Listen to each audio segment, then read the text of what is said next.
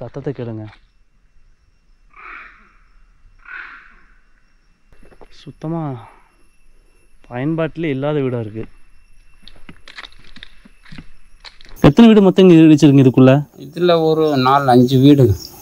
ஓ, யானையால் இடிக்கப்பட்ட வீடு 5-6 வீடுங்க. 6 வீடு. இங்கே யாருக்கு எல்லாம் அடித்து யானையெல்லாம் உடச்சி தான் போட்டிருக்குன்னு ஒரு எண்ணம் தோணுது. என்ன கேட்டிங்கன்னா, சோலார் பேனல்லாம் உடஞ்சி கிடக்குங்களா, அங்கே இருக்க வீடு டாப்பெல்லாம் உடஞ்சி கிடக்குங்க. ஆள் யாரும் இல்லை. அதிகமான யானையினுடைய காலடி தடம் இருக்கிறனால இந்த பகுதியெல்லாம் யானையினால் வந்து சூறையிடப்பட்ட பயமே இல்லை. அதை யானைக்கு பயமே இல்லை. இன்னும் ஏறணும், 3 மலை ஏறி போனோம். தலையெல்லாம் கேராது, கண்ணெல்லாம் அடைக்குது, கழுத்துக்கிட்டெல்லாம் அப்படியே விண்ணுன்னு ஆகுது. எப்படி நான் ஏற போகிறேன்னு தெரியல. இதான் கடைசி பயணம் இது மாதிரி மலை ஏறுறது.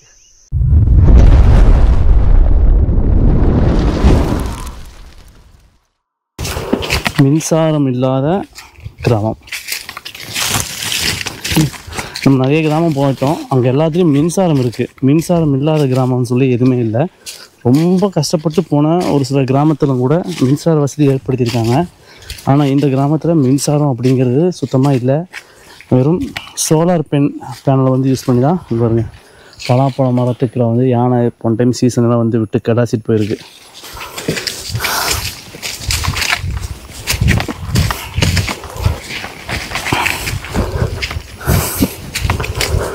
இந்த பகுதியில் வந்து மின்சார வசதி இல்லை அப்படிங்கும்போது ஒரு ஆச்சரியத்தை ஏற்படுத்துது.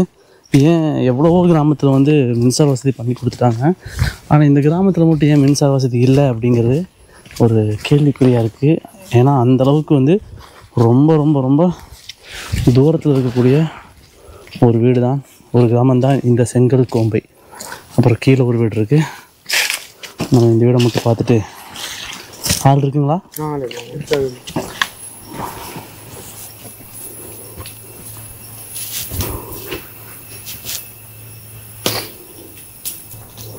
நம்ம சமையல் ஆகிட்டு இருக்கு. அரிசி சாப்பாடுங்களா? இல்லை, சும்மா தண்ணி போட்டு வச்சுருக்குறேன், குழம்பு வைக்கிறேன்.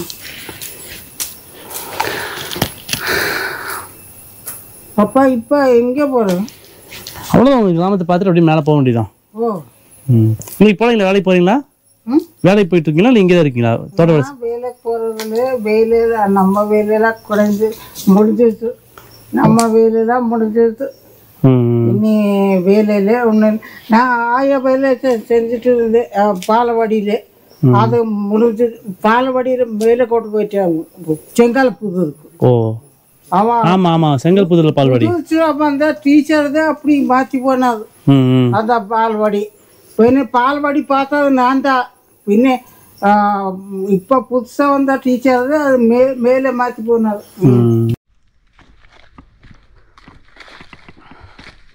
அங்கேருந்து பக்கத்துலேயே ஒரு வீடு இருக்குது. இந்த வீடோட நம்ம இந்த கிராமத்துலேருந்து கிளம்பிடலாம்.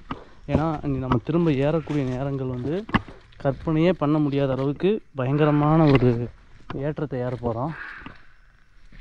சத்தத்தை கேளுங்க. குரங்கு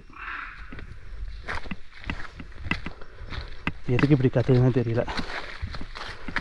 பாருங்க, இது சமீபத்தில் தான் யானை வந்திருக்கு போல தெரியுது.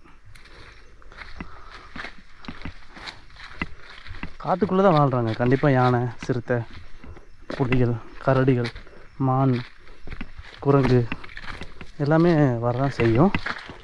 அப்படி இருக்கக்கூடிய ஒரு காட்டுக்குள்ளே வாழக்கூடிய இந்த மக்களை பற்றி தான் ரொம்ப சுவாரஸ்யமான ஒரு ட்ரெக்கிங்கில் வந்து இப்போ பார்த்துட்ருக்கோம். யானை வச்ச காலடி தடத்தில் நம்ம காலடி தடம்.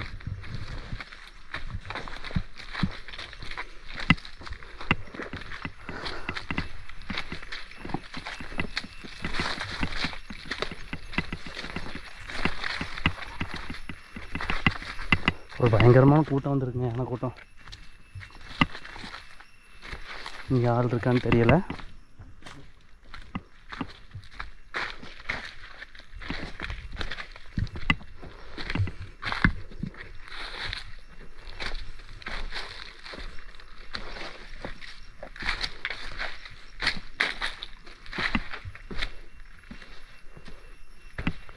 யாருமே இல்லையே.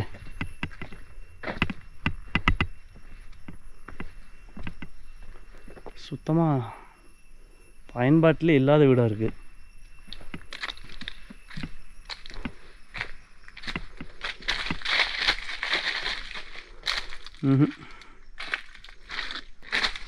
காலி பண்ணி போயிட்டாங்க போல தெரியுது. யானை இடித்ததா அப்படிங்கிறதும் தெரியாது. ஆனால் சுத்தமாக பயன்பாட்டிலே இல்லை.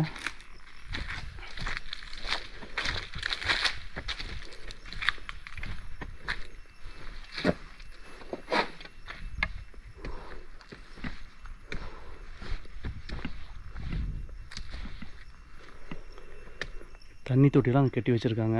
அங்கேயும் கொஞ்சம் சிதிலமடைஞ்ச வீடுகள் தெரியுது பாருங்கள். சிதிலமடைஞ்ச வீடு. இந்த பக்கம் பார்த்திங்கன்னா யானையினுடைய கால் தடம் ஃபுல்லாக இருக்குது. அங்கே தண்ணி தொட்டி இருக்குது. இதுக்கு மேலே நம்ம இங்கே இருந்தால் சரிப்பட்டு வராது. நம்ம கூட வந்து பசங்க மேலே நின்ட்டாங்க. நான் இது என்ன தான் இங்கே ஒரு வீடு இருக்குதுன்னு பார்க்கலான்னு வந்தேன். எல்லாம் அடித்து யானையெல்லாம் உடச்சி தான் போட்டிருக்குன்னு ஒரு எண்ணம் தோணுது. என்ன கேட்டிங்கன்னா சோலார் பேனல்லாம் உடஞ்சி கிடக்குங்களா. அங்கே இருக்க வீடு ஒரு டாப்பெல்லாம் உடஞ்சி கிடக்குங்க. ஆள் யாரும் இல்லை. அதிகமான யானையினுடைய காலடி தடம் இருக்கிறனால இந்த பகுதியெல்லாம் யானையினால் வந்து சூறையிடப்பட்ட பகுதியாகவும் இருக்கலாம். அதனால் நம்ம இங்கேருந்து அப்படியே கிளம்புற மக்களே. ரொம்ப ஒரு அடர்ந்த காட்டுக்குள்ளே, அதிபயங்கரமான ஒரு காட்டுக்குள்ளே வாழக்கூடிய இந்த கிராம மக்களை பற்றி நம்ம பார்த்துருப்போம். ரொம்ப அற்புதமான வாழ்க்கை. இந்த மக்களை பற்றி நம்ம ஒரு சில விஷயமும் கேட்டிருப்போம். ரொம்ப டீப்பாக வந்து பேசுகிறதுக்கு ஒன்றுமே இல்லை. என்ன காரணம்னு கேட்டிங்கன்னா அவங்களுக்கு எல்லாமே ஈஸியாக வந்து சொல்லிட்டாங்க. மின்சாரம் இல்லைனாலே அவங்களுக்கு வந்து எதுவுமே இல்லை அப்படிங்கிற நம்ம தெரிஞ்சுக்கலாம்.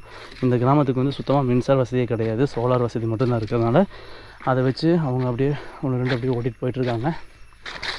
அதுவும் கரண்ட்டு வந்து சோலார் வந்து எப்போனா வெயில் டைமு ஒரு 3 பல்பு எரியும். மழை டைமு இருட்டில் தான் வாழ்வாங்க. அப்படிங்கிறது தான் இந்த இருளர் பழங்குடி மக்களுடைய வாழ்க்கை இப்போதைக்கு போகிறது.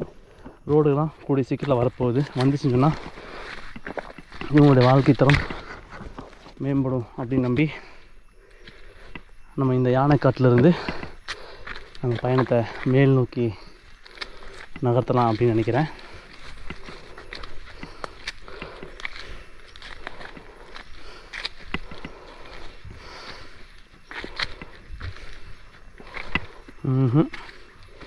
என்னால் முடியவில்லை, ஏற முடியவில்லை.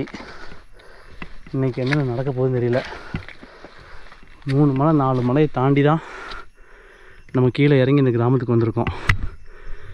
இறங்கும்போது சரசரசன்னு இறங்கியாச்சு. இனி ஏறும்போது தான் என்னென்ன பிரச்சனை நான் அனுபவிக்க போகிறேன்னு தெரியல.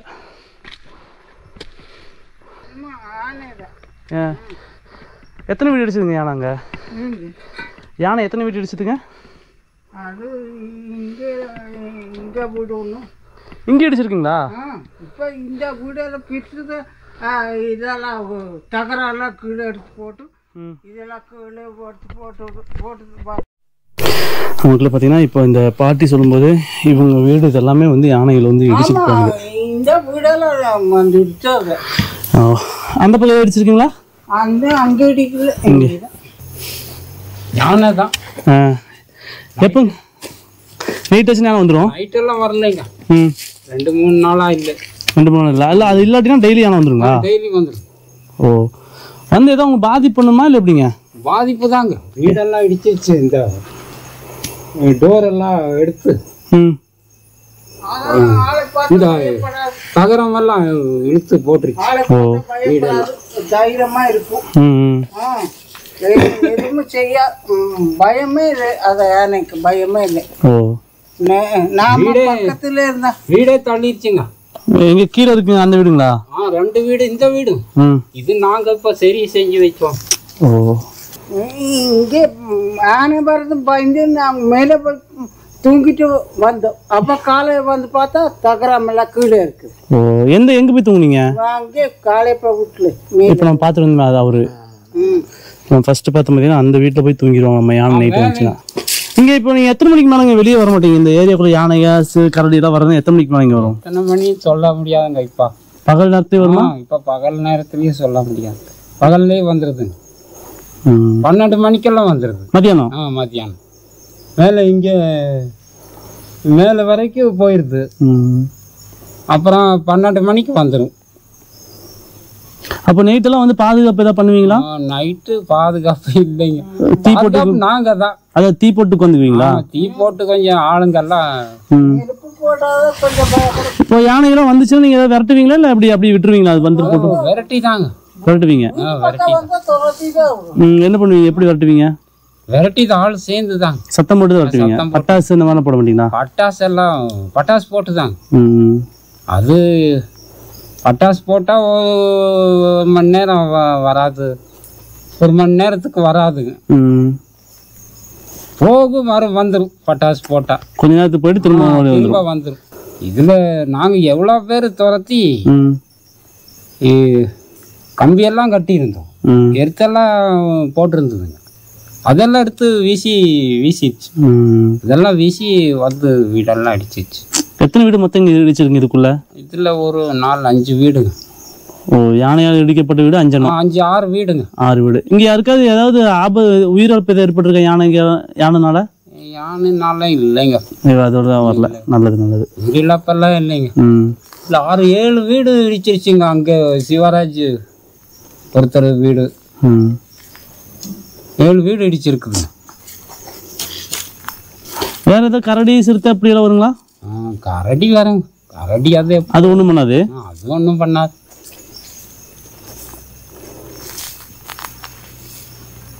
அப்புறம் கீழ்கோம்பையில் அதில் ஒரு 7 வீடு இடிச்சிருக்குது. கீழ்கோம்பை அதில் ஒரு வீடு இடிச்சிருக்குதுங்க. அந்த யானைப்பள்ளம் வழியில் கீழே வரும் அந்த ரூட்டுங்களா? இல்லைங்க, இப்போ டைலிங் போடுதுங்க கீழே. அந்த வீடு அந்த ஊர் தான் கீழ்கோம்பை. இந்த நெருப்பு போட்டது எப்போ யானைக்கு போட்டதுங்களா? நைட்டு யானைக்கு போட்டது தாங்க. தினமும் போட்டுருவீங்க? தினமும் போட்டது தான். தினமும் போட்டுறது தாங்க.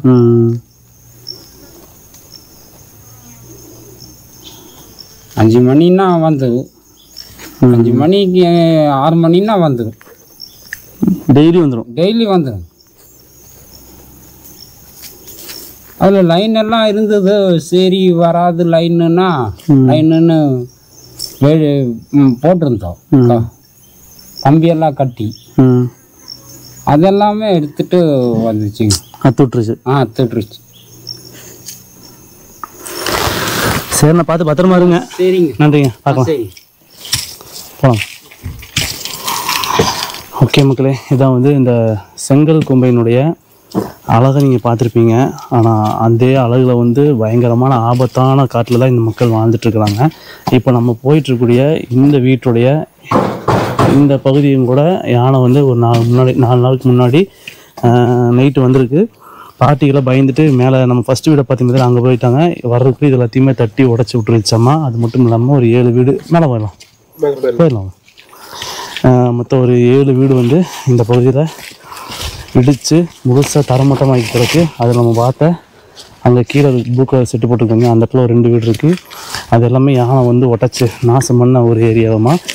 நைட்டு மட்டும் கிடையாது, பகல் நேரங்கள்லாம் கூட யானை இங்கே வரும் அப்படிங்கிறாங்க. அந்தளவுக்கு ஒரு ஆபத்தான ஒரு காட்டுக்குள்ளே வாழக்கூடிய இந்த மக்களை பற்றி ஒரு சில விஷயம் தெரிஞ்சிருப்போம். இன்னும் நிறைய விஷயங்கள் இருக்குது அவங்கள்ட்ட. என்னால் முடியல. வந்த இறக்கத்துக்கு இறங்கி வந்த டயர்டு. இனி ஏறி போகக்கூடியதை நினச்சா சீக்கிரம் மேலே போனால் அவங்கிற அளவுக்கு தான் என்னால் இருந்துச்சு. நிறைய பேர் நினைப்பீங்க என்னடா வந்தீங்க முடிச்சிட்டிங்கிற மாதிரி. ஆனால் வர்ற வழி ரொம்ப அழகாக இருந்துச்சு. இறங்க ரொம்ப என்னால் டயர்டு தாங்க முடியல. கை வலி கால் வலிலாம் ரொம்ப ஏற்பட்டுருச்சு. அதனால் இந்த பயணம் வந்து மேல் நோக்கி இருக்க போகுது. இந்த கிராமம் எப்படி இருந்துச்சு, இந்த மக்களுடைய வாழ்க்கை எப்படி இருக்குது பார்த்தீங்களா? இதுக்கு நம்ம வாழ்க்கையை நம்ம கம்பேர் பண்ணும்போது நம்ம எவ்வளவோ பெட்டராக தான் இருக்கும் அப்படின்னு நினச்சிட்டு நமக்கு வரக்கூடிய பிரச்சனைகள் கஷ்டங்கள் எல்லாத்தையுமே வந்து இவங்களை விட பெருசு இல்லை அப்படின்னு நினச்சி விட்டுட்டு அடுத்த நகர்வுக்கு வந்து நம்ம கடந்து போகிறது தான் சிறந்தது. இது போன்ற வித்தியாசமான கிராமத்தை தேடி வித்தியாசமான மக்களை தேடி நமது பயணம் தொடர்ந்து கொண்டே இருக்கிறது.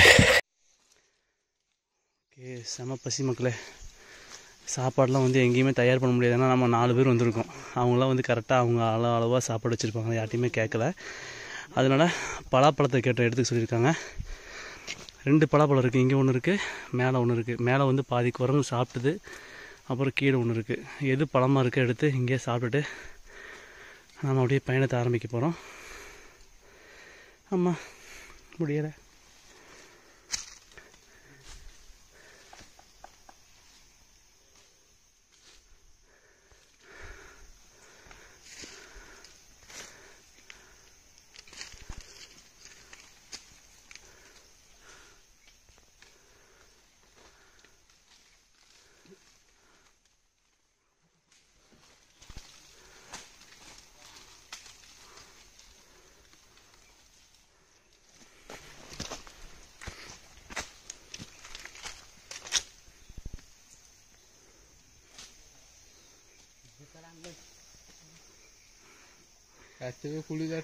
வெட்டின கீழே விழுந்துடும்.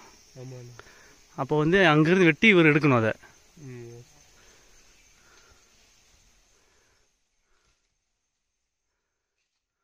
கீழே விழுகாமல் அது எப்படி கொண்டு வராங்கிறது தான் அவங்களுக்கு வந்து பெரிய ஒரு டாஸ்க்குன்னு நினைக்கிறேன். அப்பா பார்த்து.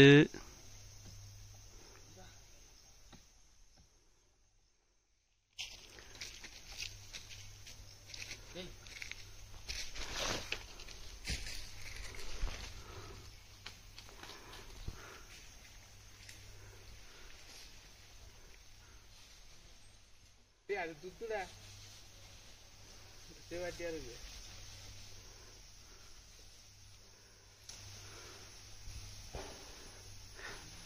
அவன் அள்ளின்னு போயிட்டு நீ சரி பாதுக்கு போடா.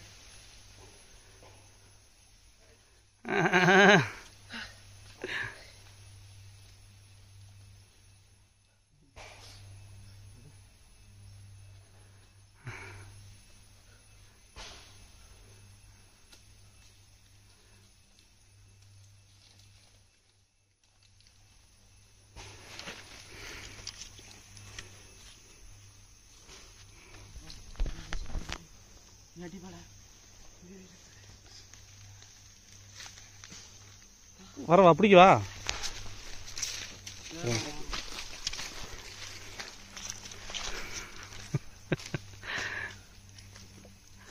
அதான் பாதி ஒன்றுமே இருக்காது போல தெரியுதுங்க. அதை இருக்குமா?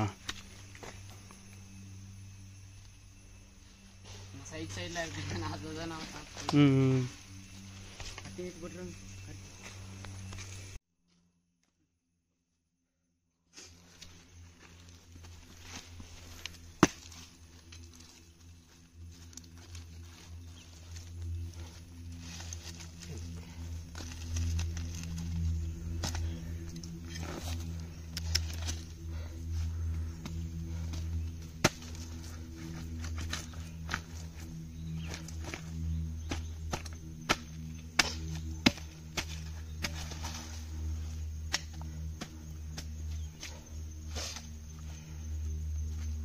இன்னி கொஞ்சம் விட்டுங்க.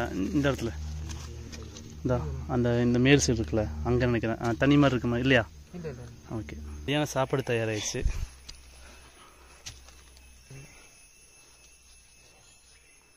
அழகாக வீட்டில் படுத்து தூங்கிட்டு இருந்தவங்களை கொண்டு வந்து மரத்தை ஏற வச்சு நடக்க வச்சு திட்டிட்டு இருப்பீங்களா? இல்லைல்ல?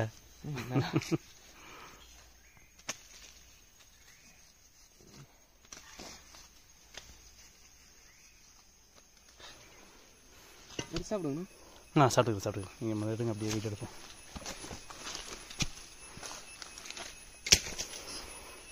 ஒரு துடைக்கிறதுக்கு இந்த இது பத்தாதா? இந்த இலை அந்த பத்தலாம், ஆபத்துக்கு பரவாயில்ல.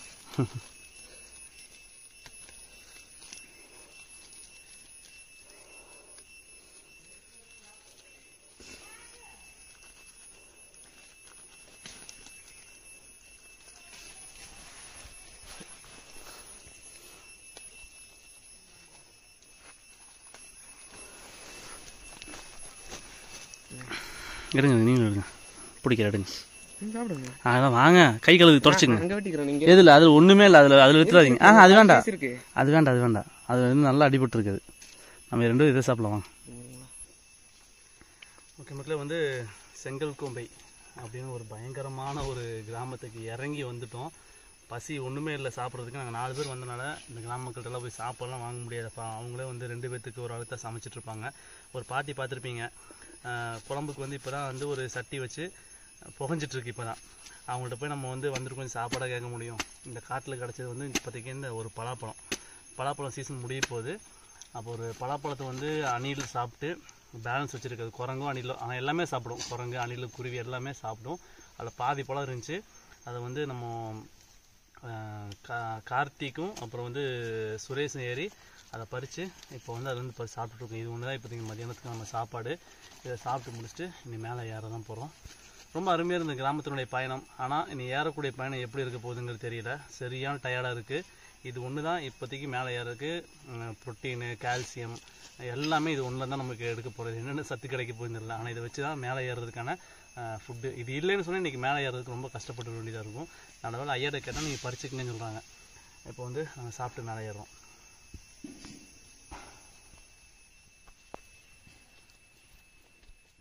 நல்லா டேஸ்ட்டாக இருக்குது.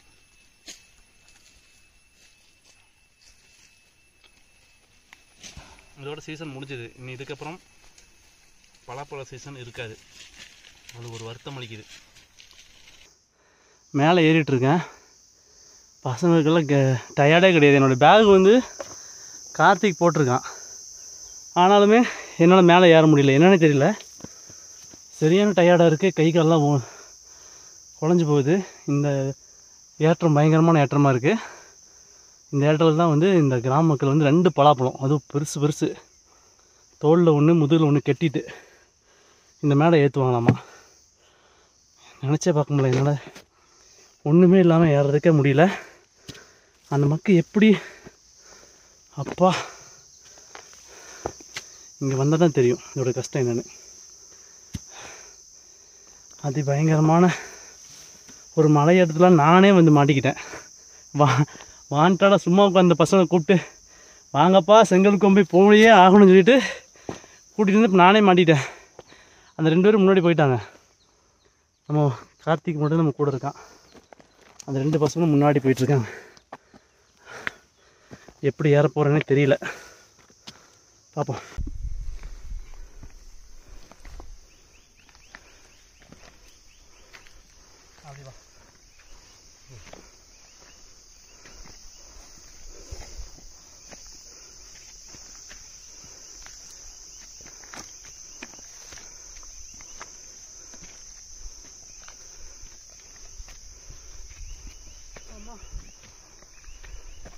இன்னும் ஏறணும். 3 மலை ஏறி போகணும். முடியல. என்ன நடக்க போகுதுன்னு தெரியல. தலையெல்லாம் கேராது, கண்ணெல்லாம் அடைக்குது, கழுத்துக்கிட்டெல்லாம் அப்படியே விண்ணுன்னு ஆகுது. எப்படி நான் ஏற போகிறேன்னு தெரியல. இதான் கடைசி பயணம் இது மாதிரி மலை ஏறுறது.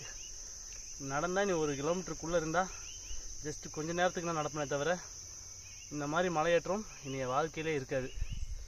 முடிச்சிட்டேன். கடைசி இந்த செங்கல் கோம்பையோடு நிறுத்த போகிறேன். அப்பா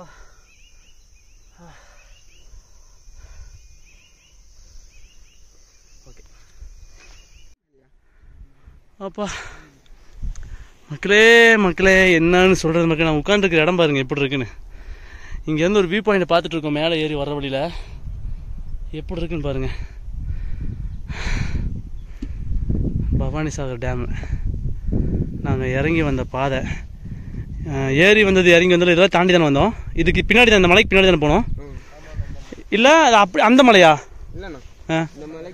இந்த மலைக்கு பின்னாடி, இந்த மலைக்கு பின்னாடி தான் நம்ம வந்து இறங்கணும். அப்படியே ஏறி ஏறி ஏறி ஏறி ஏறி ரொம்ப கஷ்டப்பட்டு ஏறி இங்கே வந்தோம். ரெஸ்ட் எடுக்கிற நேரத்தில் பார்த்தீங்கன்னா இந்த இடத்துல அருமையான ஒரு வியூ பாயிண்ட்டு. அங்கே தான் இப்போ நான் நின்றுருக்கேன். ஒரு எட்ஜில் நின்றுருக்கேன் பாருங்கள். எப்படி இருக்கு, செமையாக இருக்குல்ல. அவங்க எங்கே உட்காந்துருக்காங்க பாருங்கள்.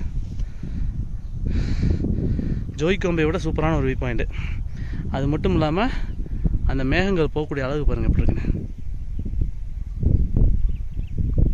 மேகம் எங்களை நோக்கி வந்துட்டுருக்கு பயங்கரமாக. இப்போ நம்ம போகக்கூடிய வழியும் அப்படியே போனோம்.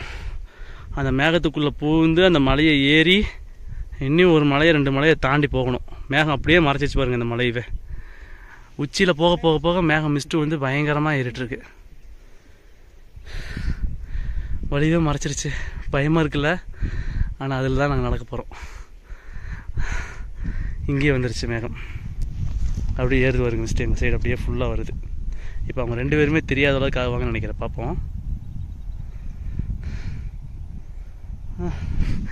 இப்போ நான் கீழே வழி காட்டின பாருங்கள், அந்த பாறையெல்லாம் அந்த ரூட்டை மறைஞ்சிருச்சு. நாங்கள் அந்த மலையில் தான் வந்தோம்னு சொன்ன பாருங்கள், அதெல்லாம் மறைஞ்சாச்சு.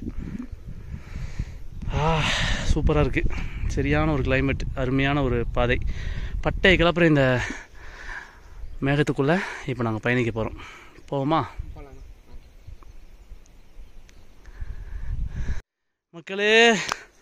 முடியல மக்களே, வந்துட்டு பாருங்கள். அதாவது ஒரு கிராமம் தெரியுது பார்த்தீங்களா, அது பக்கத்தில் வண்டி நிறுத்தியிருக்கோம்.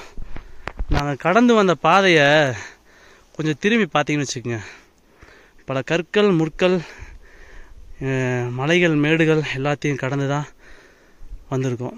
ஒரு பயங்கரமான மலையேற்றம். இது வரைக்கும் நான் ஏறினதில்லை. நான் சொல்லியிருப்பேன் தேனியை விட இது பயங்கரமாக இருக்குது, அதை விட இது பயங்கரமாக இருக்குன்னு. ஆனால் இன்றைக்கி வந்த மலையேற்றம் வந்து இந்த வழியில் தான் நாங்கள் போயிட்டு வந்தோம். இது விட வழி மாதிரி தெரியுதான் பாருங்கள். அடர்ந்த காடு, இதுக்குள்ளே வந்து ஒரு ஒத்தையடி பாதை மாதிரி பல அட்டைகள் யானைகள்லாம் வந்து நல்ல வேலை இன்ன வரைக்கும் நம்ம கண்ணில் சிக்கலை தெரியாத வரைக்கும் நமக்கு நல்லது. ஏன்னா ஓடக்கூட முடியாது, அந்த அளவுக்கு வந்து ரொம்ப மோசமான ஒரு காட்டுக்குள்ளே கைக்குட்டையெல்லாம் வந்து ஈரமாகி நனைஞ்சு உடம்புல இருக்க எல்லா சத்தியிலும் போய் ரொம்ப எப்படா வண்டியில் ஏறி உட்காந்து ஒரு பேக்கரிக்கு போய் ஒரு சொட்டு ஏதாவது சாப்பிட்றதுக்கு ஏதாவது சாப்பிடலாம் அப்படிங்கிற அளவுக்கு வந்து என்னுடைய உடம்புல இருக்க எல்லா சத்தியலும் வந்து உறிஞ்சி எடுத்த ஒரு ஊர் தான் இந்த செங்கல் கோம்பை. 5 மணி நேரம் பயணம், நடைப்பயணம். அது வந்து இப்போ தான் நிறைவுக்கு வருது. இதோட நம்ம வந்து ஹெல்மெட்டை ஒழிச்சு வச்ச இடம் இங்கே தான், பின்னாடி இங்கே தானமா இங்கே இருந்தால் ஹெல்மெட்டை வச்சுட்டு போனோம். அந்த ஹெல்மெட்டை எடுத்து நம்ம பசங்க முன்னாடி போயிட்டாங்க. இப்போ நான் பேசிக்கிறேன். முன்னாடி போயிட்டாங்க. இப்போ வந்து நாங்கள் நடந்து இப்போ மேலே போக போகிறோம். எப்போ ஏதோ ஒரு ஜெயில் கைதிகள் பல மாதங்கள் ஜெயிலில் இருந்துட்டு ரிலீஸ் ஆகி வெளியே வந்தால் எந்த ஒரு ஃபீல் கிடைக்குமோ அந்த மாதிரி இந்த கிராமத்தை விட்டு நான் மேலே வரும்போது எனக்கு வந்து ஒரு பயங்கரமான ஒரு நிம்மதி. இதுக்கு விட வேறு எந்த இதுவும் எனக்கு கஷ்டமாக தெரியாது அப்படிங்கிற அளவுக்கு வந்து ஒரு நிம்மதி பெருமூச்சு விடக்கூடிய அளவுக்கு இந்த ஒரு மலையேற்றம் என்னை வச்சு செஞ்சிருச்சு. அதான் சொன்ன பார்த்தீங்கன்னா ஏற்கனவே இனிமேல் இந்த மாதிரியான மலையேற்றத்துக்கு நான் வரவே மாட்டேன். அந்த அளவுக்கு வந்து இது வந்து நான் உயிர் எடுத்து விட்ட மலையேற்றத்தை வந்து இதோட முடிக்க போகிறோம். இனி ஒரு சூப்பரான ஒரு வீடியோவில், அற்புதமான ஒரு வீடியோவில் சந்திப்போம். நன்றி, பாய் பாய்.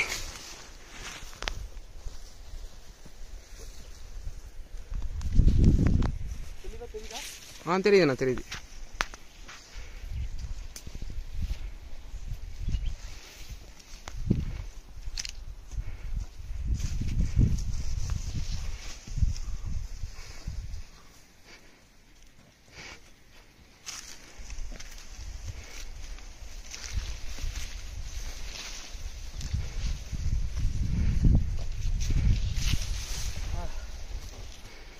தெரியாது வெளிச்சடிக்குது. அங்கே நிற்கிது மக்களே நம்ம வண்டி, தெரியாது வெளிச்சத்தினால. அப்படியே ஆப்போசிட் பாருங்கள், கண்கள்லாம் காட்சி.